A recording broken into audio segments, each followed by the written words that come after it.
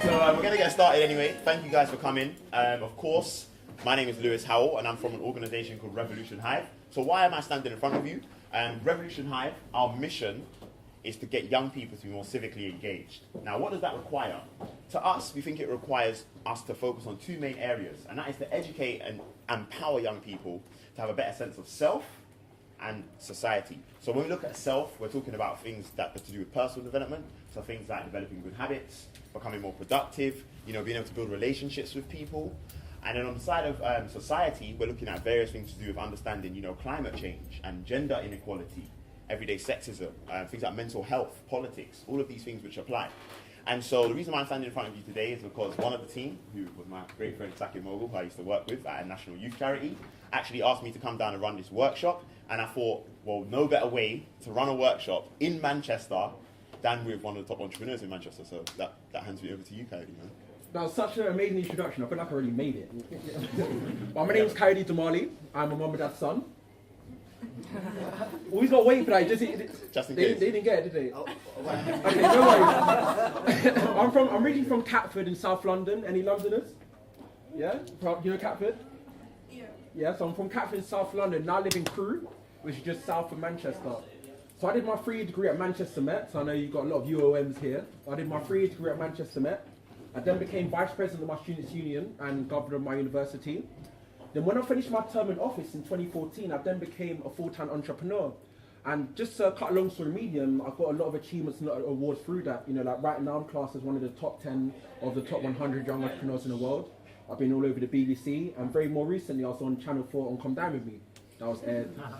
And you made some whack You're carrots, laughing. They didn't even watch it. They didn't even watch it. They're laughing. Whack carrots. So that's just to tell you a bit about myself. But it's not about me or Lewis today. It's about yourselves and how we can help you. So with that said, I'm going to hand it back to Lou. Yeah, so first of all, before we even go into it, you can see that the title here is Finding Your Personal Development Compass. And what we really want to focus on today is looking at how you can align. Who saw Bruce Walker's talk earlier? Just by a show of hands first. So he set us up perfectly. It's like literally, in basketball where they throw it to the hoop and the other person slam dunks it. I think that's what it is. Literally, it was alley-oop, because he was speaking about aligning your purpose, and he said, it's important to find your purpose and find your passion. So we want to actually give you the tools to be able to do that in this session today. Because the key thing to understand is that when you're in business, you want to have a sense of pride and fulfillment when you operate your business. Because Revolution Hive is just one of my two businesses, and I'm quite fortunate to know that both of them genuinely fill me with pride and fulfillment. So before we even go into today's session, just want to get an idea from a couple of you guys, why did you choose to come to this workshop? You had a choice of 3 different workshops you could have gone to, but you chose to be here. So for you guys that first of all saw us as comedians, we'd like to know, so for example yourself, my friend, why did you choose this workshop? Because it was more about the social side of things, and the other two are mainly more about the business startup side of things, and I'm not really into the business, I'm more into the social, so... Well. Thank you very much, man, much appreciated. Who also, yourself, because you were first here, numero uno, so yeah, why did you choose to come to this workshop? I don't know, I thought this sounded more like about personal development, which sounded like more valuable than, let's say, substantial stuff, which you can get in a book. Of course, yeah. Of course. Understandable. Okay, well, and because you know Catford, I have to come to you, only because you know Catford, so, yeah. I think it's because I'm also not really sure what I want to go into. I know eventually I want to start a business, and I was interested about the social side of things as well. And that's okay, not knowing exactly what you're going to do right now, that's okay. That's okay. I think that's important to understand that from now, that's okay. Cool. Yeah, so now you've got to know us a little bit better. Now it's important for you to know yourself. So if you just want to turn to the person next to you, find out their name, if they're a student, what they study, or if not, what they do for their career, for example. And exactly, one interesting fact. So if I gave you an example, my name's Lewis, nice to meet you. Nice to meet you. Yeah, I'm currently running a marketing trading agency, and I also am a co-founder of Revolution Hive. And an interesting thing about me, I don't mix carbs and protein in the same meal, mate. Oh, that's amazing. Yeah, I know. But anyway, nice to guys then. So speak to the person next to you, get to know them, their name, whatever they're studying, and an interesting fact. So take about 60 seconds.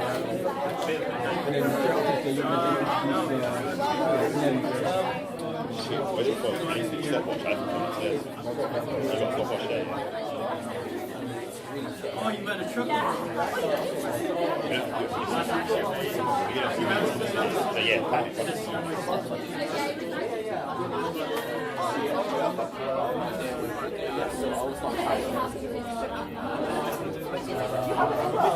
We're both going to drink from the same one, you know that. My one's definitely the one that's got some more on. Okay.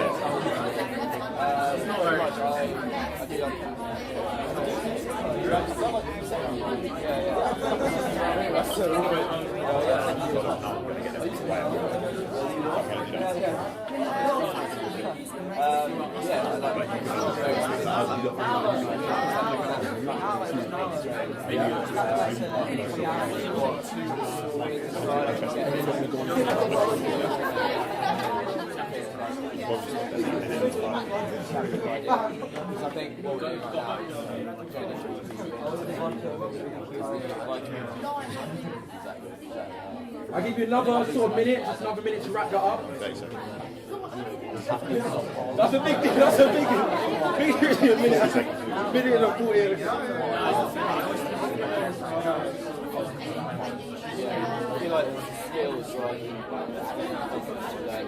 20 seconds.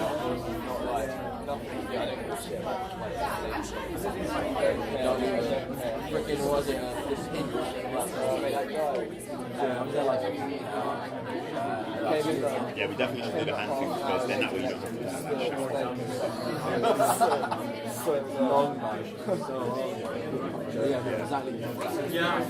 Alright guys, let's bring that back in. Okay, we're going to stop it there, guys. Bring that back in. We're going to stop it there, guys. We're going to stop that there. Okay, so yeah, turn back to us. The tension's on us now. Like, you had a chance with each other. We're very much interested in. So you spoke to each other about your names, what you possibly study, an interesting fact. Anyone got a real interesting fact that we badly need to know, right? Anyone got an interesting fact whereby like, yo, Kyle and Lewis needs to know. Like they're giggling, like, yo.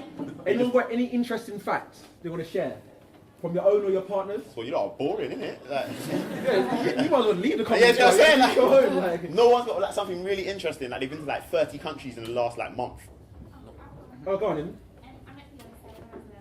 Oh, why? Like, how did you meet her? How did you meet her? My coach father was like, "Man, it's security." Oh, y'all know each other? Yeah. Okay. Yeah,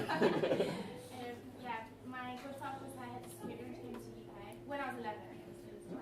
Still the best thing. Give her a round. That's quite interesting. Anyone else? One more interesting fact. Anyone can share one?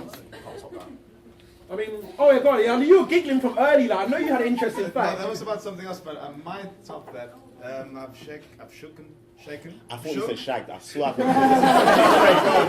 didn't realize this type of event. I didn't realize this type of event right now. I've shook Nelson Mandela's hand. Whoa. Oh, you know. I didn't touch that hand. Give me that DNA. Give me that DNA, fam. I'll absorb it in my blood. I'll absorb it, man. Okay. Hey, cool. Fantastic. Thank you very much for that, guys. Cool. So, today's session, I wanted to kick off with this, something called the Entrepreneurial Sweet Spot. Now, this is a concept that I got from a book by a guy called Daniel Priestley. I don't know if you guys have ever heard of him before. He's an author, but he also runs a number of different accelerator programs around the world. He's a serial investor and entrepreneur. And in his book, Entrepreneurial Revolution, he speaks about this concept of the entrepreneurial sweet spot, in which you combine something you're good at, something that also allows you to make money, as well as being something that you love and enjoy, i.e. something that you are passionate about and has purpose. So before I continue to speak about this, what we're going to do, just as individuals, if you haven't got pen or paper, either have a think about this, or if you have got pen and paper, get it out, or write on your phone if you want to. I want you guys to just take 30 seconds. I want you to do a quick brainstorm just on that first element. I want you to do a brainstorm of all the things that you believe you're good at. And this is the point to be really narcissistic. Like, honestly, like, go in, you know what I'm saying? Like, be self-centered for this one moment in time, because you're not going to share this with anyone else. All of the things that you think you're good at, yeah? So I'll give you guys 30 seconds to do that, starting now.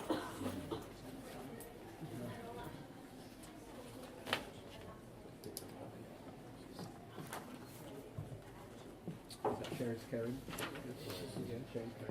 Something for each of those three? No, just for something you're good at first. Just for something you're good at. All the things you're good at.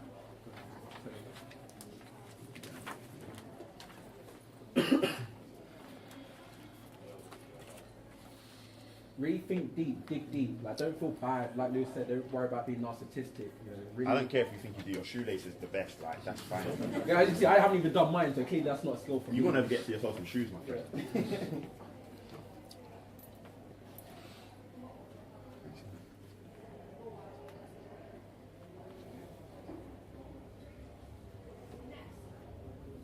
Cool, I'm going to stop you guys there just for a minute. Right. Now, I want you to take 30 seconds again. All of the things that make you money. Now, it doesn't have to be things you are already doing to make money, but even the things that you might have learned today, or things that you've come across, things that you've researched that you know can make money. Try and keep it legal if possible, please.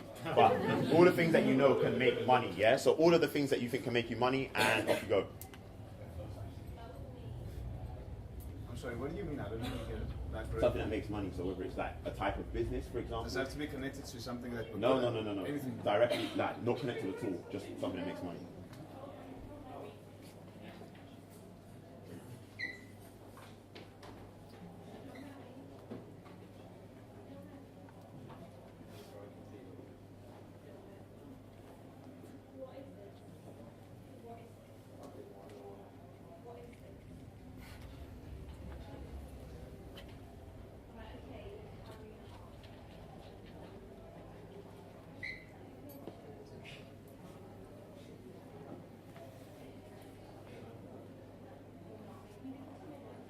Cool, I'm going to stop you guys there. And then final one, I want you to just put down all of the things that you really love and enjoy. What are the things that you really enjoy doing? What are the things that you truly like, have love for, and you essentially just enjoy doing? So now a final list just for those things. Just get those things down on paper or on your phone or whatever it is.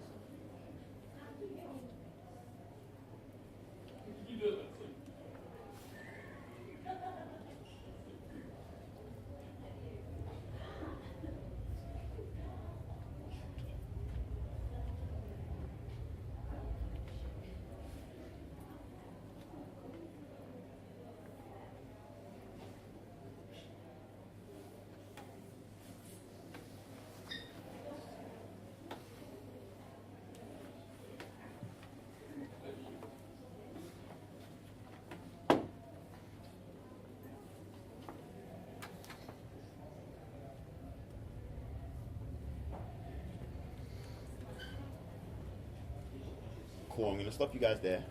Now I want you to just take a little while just to reflect. Just want you to reflect on what we just did.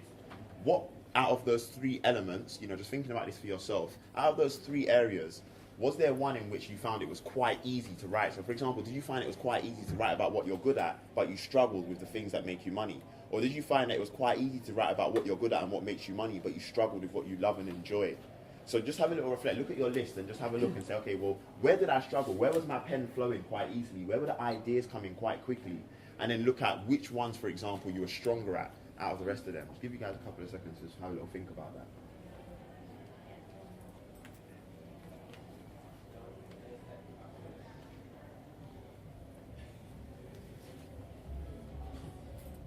And then just by a show of hands, who found that they found it quite easy to write a list for what they were good at? Who found it was quite easy to do that list? Okay, thank you. And who found it was quite easy to do the things that make you money? And who found it was quite easy to do something that you love and enjoy, but not the others? Ah, interesting. Okay, cool. So the reason why I put this up is because essentially what we find is that for those people who are really interested in business, they tend to usually know the things that make them money, but then they don't always think about how that aligns with what they love and enjoy. So what I wanted you guys to do there was see whether there were any similarities between your different lists. So the things that you are good at, were there any similarities between the things you were good at that you also loved and enjoyed? Were there any similarities between the things that make you money, but then you also love and enjoy? Because what we want to do is try and essentially get you to achieve this combination and find the intersectionalities there. So, really touching that, and I think that's so key to really try to find out on this Venn diagram what is that middle piece, because just telling you, me personally, at the end of 2016, I've realised that I made more money in 2016 than I have done in my whole life. But as it got to December, I was like, I didn't feel fulfilled. I never really felt satisfied in what I was doing. I thought, yes, you can chase some money, but you got to understand, it's like Bob Marley said, if you chase money, numbers never end. So if you're chasing numbers, your happiness is never going to end or never going to come to you. So it's really important to identify what you can find which overlaps into all three. Definitely. Yeah. So in order to help you to identify that, we want to talk about 4 key things today. Because again, I don't want to just have that rhetoric of, oh, you need to find your purpose so you can be happy. Because that doesn't necessarily help you. We want to give you some key pillars to help you do that. I put major keys in case anyone knows college. But yeah, cool. So starting off with your natural center. So the first thing we want to look at is your natural center, because like Lewis said, it's very easy for people to say, find what makes you happy, find what makes you passionate, but unfortunately, they've turned into buzzwords now. Because what you find is that in life, you be walking around in life doing different types of things. I might be over here doing my events management business. I'm doing my events management. You mind? Yeah, I might start walking over here and I thought, you know what, I've got a letting service. So I'm there doing my properties, managing my portfolio. You know, and someone keeps bothering me, like, what is this who keeps following me? I'm ignoring it. So I think, okay, let me go over here and let me start to do my professional speaking. I'm talking on stage. But what you find is that there's always something bothering you which you don't exactly understand what it is or what it's for. Take the L on that one. So what you find is this tends to be that natural cause, this natural pull, something that is something in core to you, that you really, really enjoy doing, something that really, really, almost like your potential, your drive, or your purpose. So, yeah, so what we want you to do now is we want you to go into partners, and for the next 90 seconds, what we want you to do with your partners, essentially tell them about your life or career up to date, and really express your thoughts and feelings for the things that you've done. And the partners listening, we want you to listen to the themes. What themes do you notice have coming up, occurring again and again, over and over? Can you give them an example when we did here? So if I'm Lucy's partner, for example, Lucy's going to tell me about his life or whatever, and I'm his partner listening. So I'll go back as far as when I was in year 10 in school, and I started mentoring a year 7 guy. He was new to the school, and you know, like, it was because he was essentially, he was a bit shy and he wasn't very confident, so I kind of just would like mentor him to help him to get a bit more confident. Then when I left school, I continued working with young people, started volunteering at my local youth club, but I also played football, and I loved football, do you know what I mean? Football was my passion. First time playing for a pro club at that age as well. I hated it, so I left that. Okay, sorry, not sick. No, I hated it, but anyway, but then I started working for a national youth charity, which was where I met my brother, Sakiv. That was the wrong side. Anyway, so I started working there, and then I also started working with a lot of young entrepreneurs, helping them to set up businesses and things like that, which was great. And then, yeah, long story short, I mean, I started working at an apprenticeship provider, got bored of that, left it, and then now I run 2 organisations myself. Okay, so Lewis has told me his story, his career up to date. So now as my partner, as his partner, I'm going to figure out what were the common themes that came up. Well, firstly, it became very clear to me that he enjoyed working with young people. When he was year 10, he worked with a mentor year 7. So that might be a common theme what came up for him. It's very clear that he enjoyed playing football, so that might be a theme what came up for him as well. So you're essentially going to listen out what type of themes come up quite often in your partner's story. So we'll give you about 90 seconds to do that, and then we'll swap over. Off you go.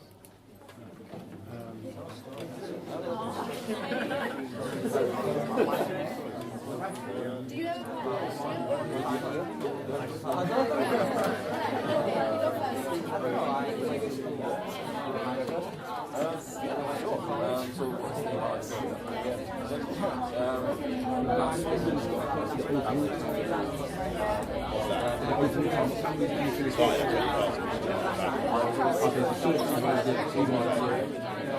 I'm taking my piece back.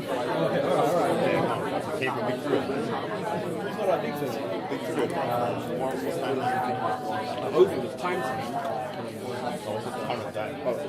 Oh, you took it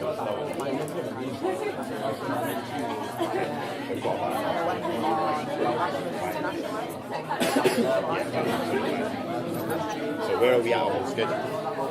We're about 15 minutes.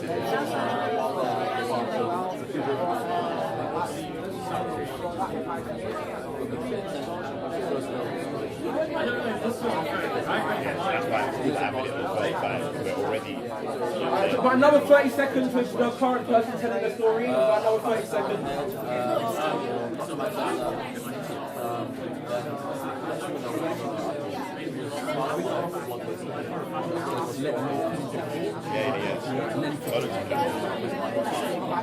Alright, let's pause that there. So now the partner who was listening, so the listeners, spend about the next 20 seconds just to let your partner know what themes you felt came up a lot in their story. Now you're almost reflecting for them, so let them know what you found in their story to help them understand what it is. And the reason we're doing this is because sometimes you need an external pair of eyes to give you a different perspective. Because sometimes you'll say, oh no, everything I do is so unrelated, and it's not. But it's only when someone else looks at it for you that you realise that there is this common theme. I love that, because one of my favourite quotes is that the eye can't see itself. You know, the eye can't see itself. So you use a mirror, for example, to let you know what the eye looks like. So same thing like Lewis said. So yeah, we'll give you about another 20 seconds. Just quickly feedback to your partner what themes you felt came up. That's what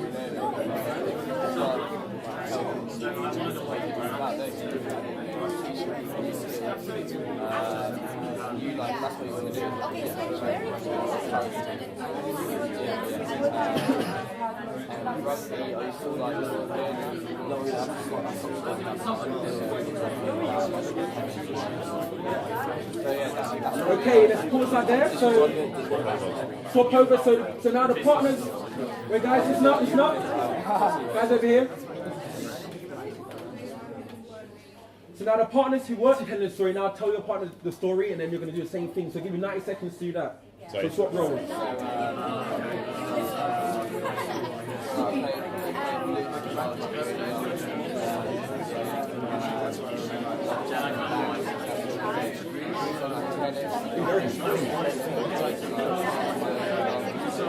The thing is, as long as there's the penny drop, you can get like those 4 things. They can remember those 4 things and say, okay, what is my natural sense? What are my core values then?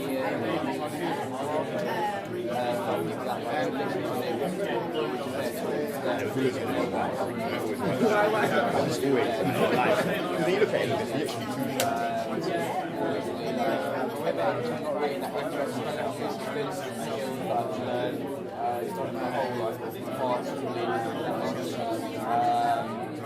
Quite competitive. I like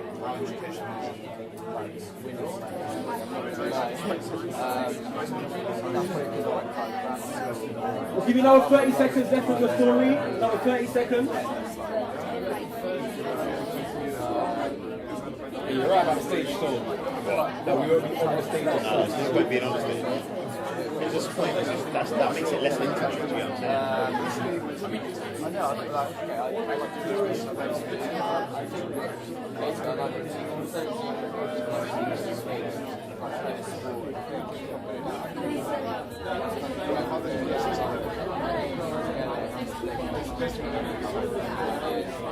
Okay, so wrap up your stories now. Wrap up your stories. So now, same thing again. Feedback to your partner. What you noticed about their story. What were the themes you felt came up? So now, help your partner out. Remember, the eye can't see itself. So be your partner's mirror. Let them know what the eye looks like, essentially. Flow, yeah.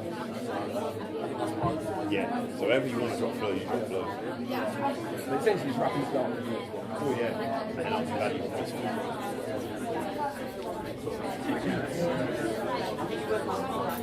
I definitely need that time to let you I can stop my ego 2 minutes before.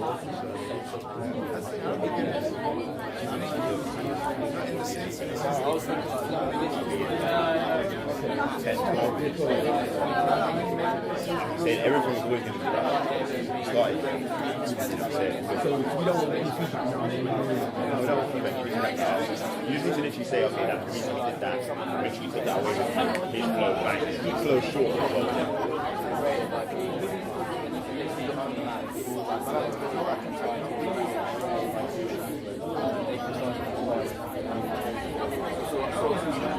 Okay, guys, let's right now. Let's bring back to the center. Let's bring back together.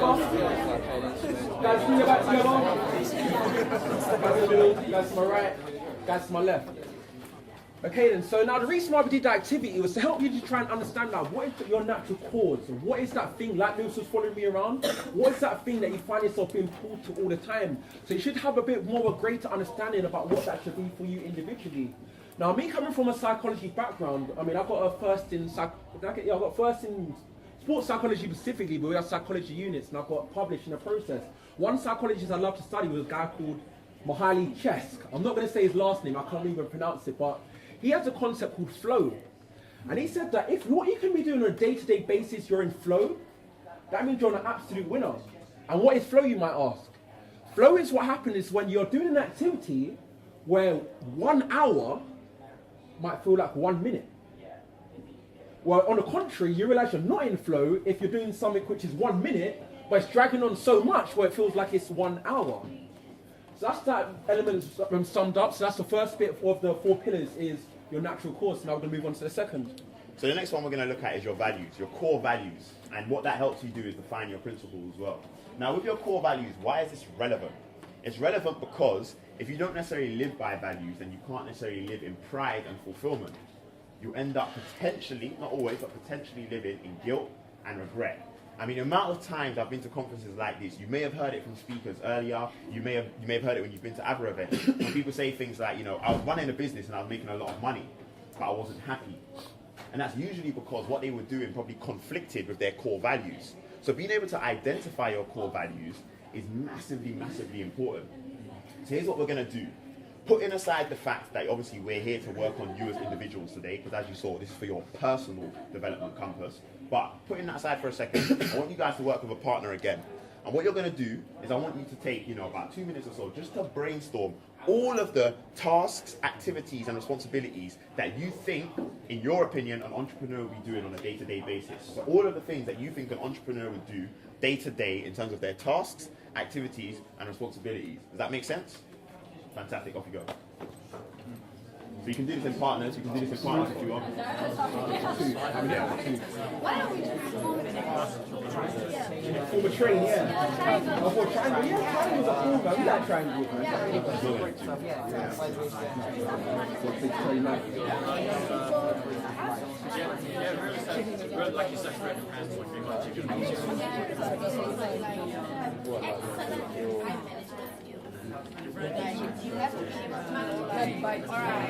external motivation. You need to be really good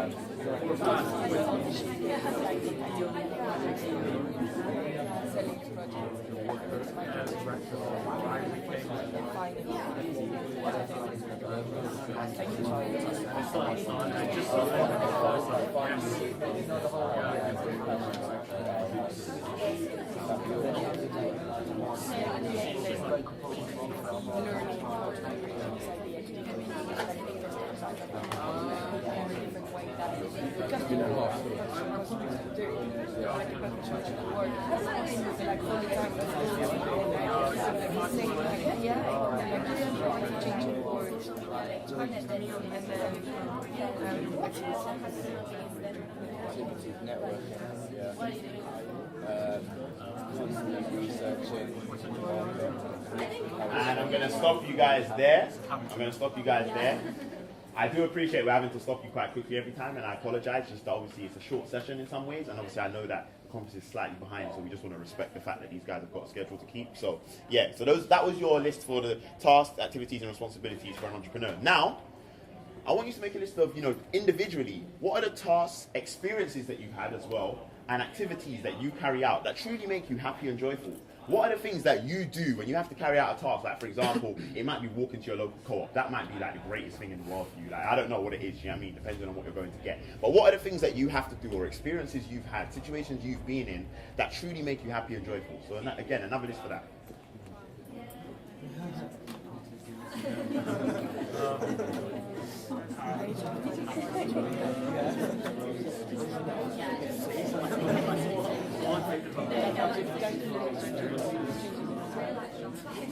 For me, it'd be that would be enough for me, but I don't ask them.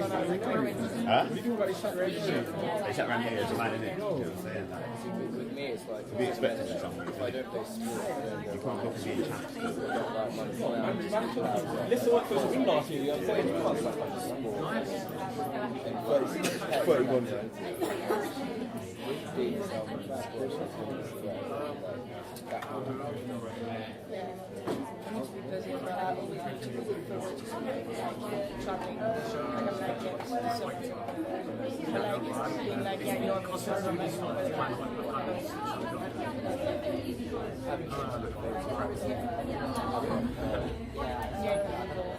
Can we just go for a day or long?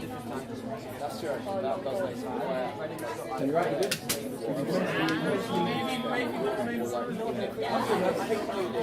Take time to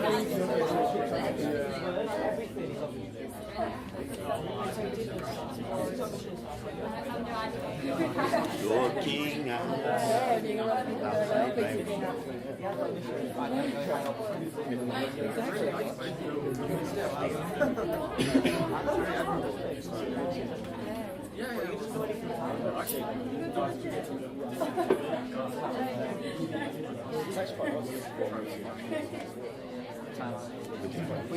Okay, and I'm going to stop you guys there again.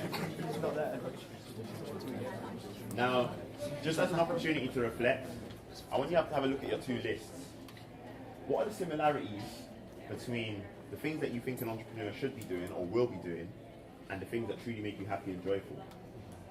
As I'm speaking, just have a look at that and think about that. Because if there's quite a significant difference, if there's quite a disparity between the things that you think an entrepreneur should be doing and the things that truly make you happy and joyful, then you might want to start thinking critically and start questioning, well, actually, is this way of doing entrepreneurship actually for me? Because what I always try to encourage people to realize is that entrepreneurship is not a career choice. It is your life. It's a lifestyle. Like, this is going to sound so bad, but I'll be real. Even when I'm with my girlfriend, I'm trying so hard to be 120% focused with her. But a part of me is like, but the way that waiter just brought our food, if he'd done that differently, they could have made more money. Do you know what I'm saying? It's a lifestyle for you. Do you get what I'm saying? It becomes a lifestyle now. And this is what, again, I'm going to big up Saki here because he's one of the people who, I'll be honest, in my own life has always held me accountable to this. And it's important to realize that if, for example, you think that, I always say to this as well, is that those people that go on Dragon's Den, it's like, oh yeah, you can write a sick business plan, you know how to wear a suit sick, but you're going to be shit as an entrepreneur. Do you know why? Because you don't know how to build relationships. You don't know how to be dynamic. I'll give you an example. A company called me in December, wanted to do a certain type of business, which I knew I wasn't interested in, but I had a friend who was starting a business in that exact field, and I said to him, look, I'm going to coordinate the relationship for you, but I'm going to almost do it as if it's me. So that way you have no liability to this, but I need you to act fast because they've got competitors that they're willing to work with. So if you act quick, we can get this done. My man thought that business was about sending me a 7-page agreement in an email, like trying to meet you with ties and suits on, let's go for lunch. I said, bruv, you're going to lose this business still, you know? Yeah, then what happened? He lost the deal. I said to him, that's what happens because you thought entrepreneurship had to be this way. It's not that deep, do you get what I'm saying? So you want to start thinking to yourself, like, are the things that truly make you happy and joyful also the things that you think an entrepreneur should be doing? And how can you close that gap? How can you make it more similar? How can you wake up every single day genuinely happy about the things that you have to do today? So that's what I wanted you guys to start realizing there in terms of core values and principles. So again, continue thinking about that as time goes on. Cool, yeah. So like this says, but like when you go on a train in London, it says mind the gap. You need to mind that gap. Literally. You need to mind the gap. There's some big brass gaps on them things. Exactly, some of the big gaps is like, I say the final says from the penultimate, is that right? Penultimate. I used to go speech therapy until I was 5, okay, you have to let me on. Okay, for the penultimate session, we want to look at something which is called emotionally charged. Now, this is something that you may come across on a day-to-day basis for you, which some people see as a bad thing. And when I say you might come across on a day-to-day basis, what I mean is that you might see quite often on social media. Someone will write like a 300-word status or a rant, as people say. You say, it's like, you got to see more. You got to see more, like, you got to see more so many times, Or they might get a video and rant on camera. Now, a lot of people look and see that as negative, which it might be perceived as that. However, for the purpose of this session, that's actually fantastic. Allow me to explain with an example for me, and Luce will give you one too. Last summer, I was doing some work with the kids for NCS. And we were in a lecture by a university talking about politics and people in youth, so like 16-year-olds in politics. However, throughout the whole lecture, all they were doing is talking. And as they kept talking, inside of me, I'm going sick, do you get what I'm saying? My blood is boiling, I'm about to punch a kid, do you get what I'm saying? I'm about to knock out a kid, like, that's how angry I'm getting. At the end of the class, the lecturer said, has anybody got a question? I raised my hand and she's laughing, yo, I didn't punch no kids. And the next time we say, yeah, I did not punch the kid. You know what I'm saying? Hey, DB checks down the drain. So at the end of the lecturer said, has anyone got any questions? I said, no, I haven't got questions, I've got a statement. I went down to the front and I just went sick for about 3 minutes. After about the first 30 seconds, when they realized I was serious, someone recorded it, uploaded it to Facebook, it got like 4,000 views in like the first day. I know Lewis has a story as well. Yeah, I mean, for me, it was quite different. So I had been, and I don't know if anyone hears this rhetoric or narrative, but especially in London, people always talk about how the black community, they're not united enough, how they're always at the economic disadvantage because they don't come together. And they say, oh, we have to pull together as a community. And it tends to come from my parents' generation, that we have to pull together, we have to start doing more. So I just turned around and I said, so what the fuck are you doing then? And they're like, oh no, but like, oh, man's in my 40s and 50s, I got mortgage for you kids. And I said, are you dead? When you breathe, does air enter your lungs? Exactly, so freaking crack on then. Do you know what I mean? So I just literally, I walked to the park one day because I was speaking to my mum, and my mum's different. She's kind of like, no, we've all got to do our bit. So I just started recording. I was in the park and I ranted, and again, same thing. Like literally, I had like people hitting me up in my inbox like, oh my days, I need to do more. What can I do to help? And it's like sometimes when you realize that you are emotionally charged by something, that quite often is what you're passionate about. And that quite often is what will help you. And Kylie's going to touch on that when you're in your low times as an entrepreneur. But let's go into our first activity. So for the time being, so you've heard an example from myself, and now you've heard an example from Lewis. Take 30 seconds now just for yourself. Think about what is the type of things where you would write that 300-word status, or what's the type of thing that you get out a video on your phone and just go sick at. So could you take about 30 seconds to do that, and then we'll tell you what the next task will be. So just have a little think to yourself, first and foremost. What are the things that actually move you? Like what pisses you off? Like there's a lot of P in that though. Yeah, there's a lot of P. So it's a capital P in bold. It's capital P in bold. Arial bold. So take about another 10 seconds just within yourself to think about, like Lewis says, what moves you.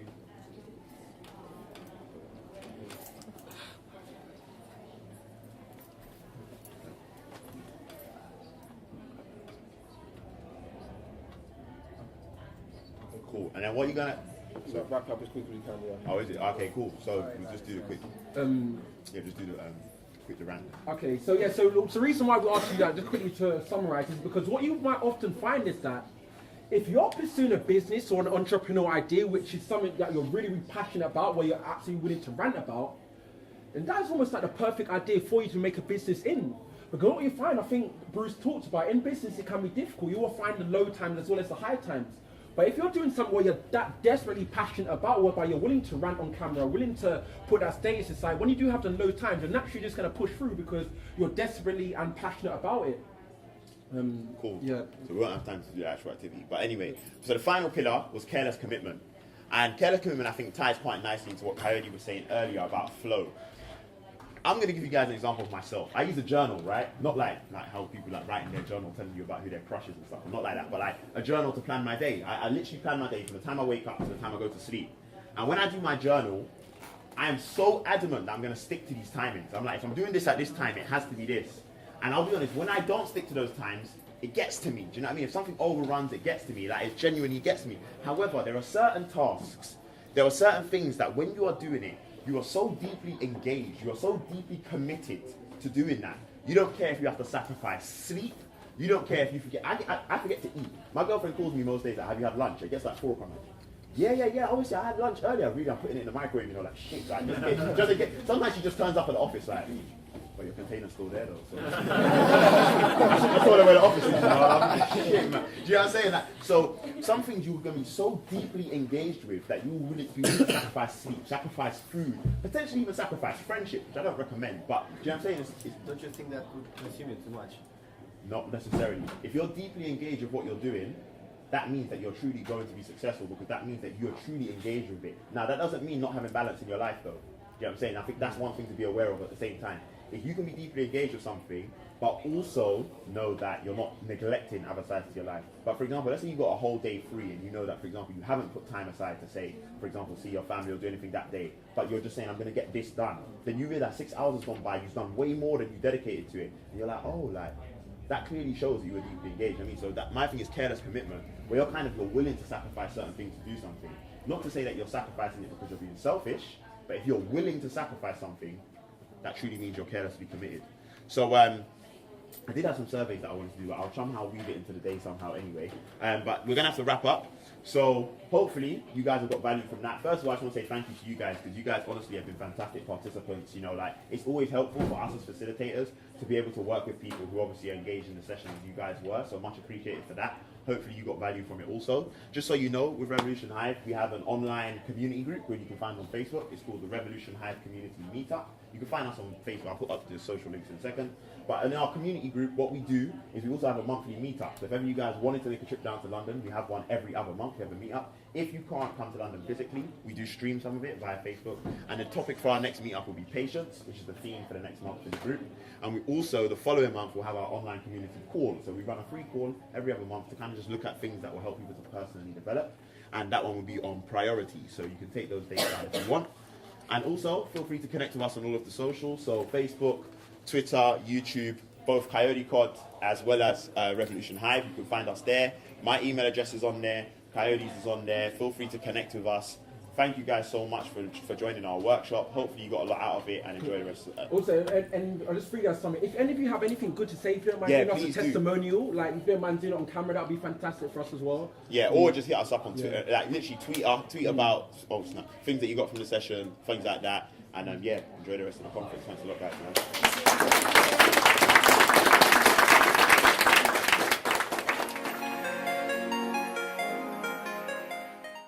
Hi everyone, I'm Catherine. I found Revolution Hive very helpful, and I'm in my final year of university. I was kind of unsure about what I wanted to go into, and this helped me to kind of clarify how I can create a business by encompassing things like by making a profit and also creating a business involved with something I actually enjoy. So it was Hi, so I met Coyote today, and right now on the Manchester Entrepreneurs event, and they're really cool. And I love the part where they ask your partner to talk about yourself and then kind of like see yourself through someone's eyes, and that was really a revelation. That's cool. So yeah, really recommend. Cool. So Lewis and Coyote, great guys, amazing speakers, very energetic. They gave a really lively workshop where I felt very interactive, was actually able to get involved. Frankly, I just wish I had more time. It was a really great experience. Got a lot from it, developed personally myself, and I know I'm going to take a lot away from it and move forward.